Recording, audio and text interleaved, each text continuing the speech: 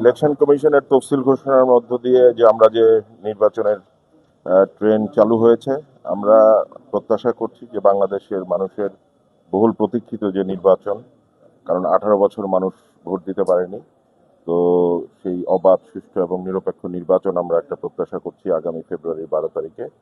তো আমি আমার মনোনয়নপত্র আজকে সংগ্রহ করলাম। ইনশাল্লাহ 12 তারিখের নির্বাচনে সারা বাংলাদেশে বিএনপি ধানের শীষ বিপুল ভোটে জয়ী হবে, আমরা সেটাই প্রত্যাশা করছি। আর ষড়যন্ত্র সবসময় ছিল, এখনো চলমান আছে। একটা গোষ্ঠী যারা জানে যে তারা নির্বাচনে জয়ী হইতে পারবে না, এবং দেশি বিদেশি ষড়যন্ত্র এখনো আছে। তো ষড়যন্ত্র থাকবে, ইনশাল্লাহ বাংলাদেশের মানুষ গণতন্ত্রের পক্ষে, নির্বাচনের পক্ষে, এবং বিএনপি বাংলাদেশের সবচেয়ে বড় দল। আমরা বাংলাদেশের মানুষের ভোটের অধিকারের জন্য লড়াই করেছি রাজপথে, তো আমরা জনগণের সাথে আছি, এবং সকলকে মিলে আমরা সকলকে নিয়ে আমরা এই ষড়যন্ত্র মোকাবেলা করে ইনশাল্লাহ নির্বাচনে অংশগ্রহণ করব।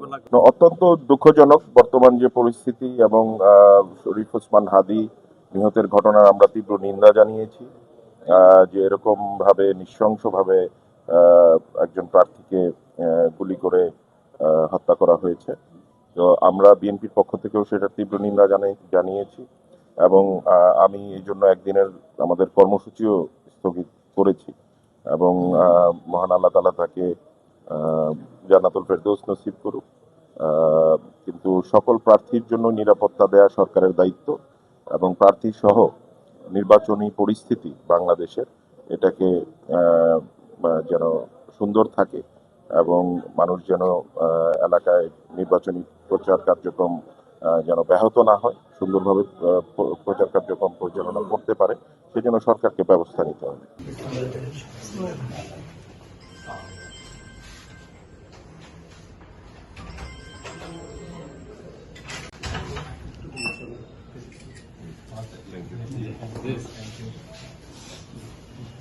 স্টিল নিয়ে আনতে যাবে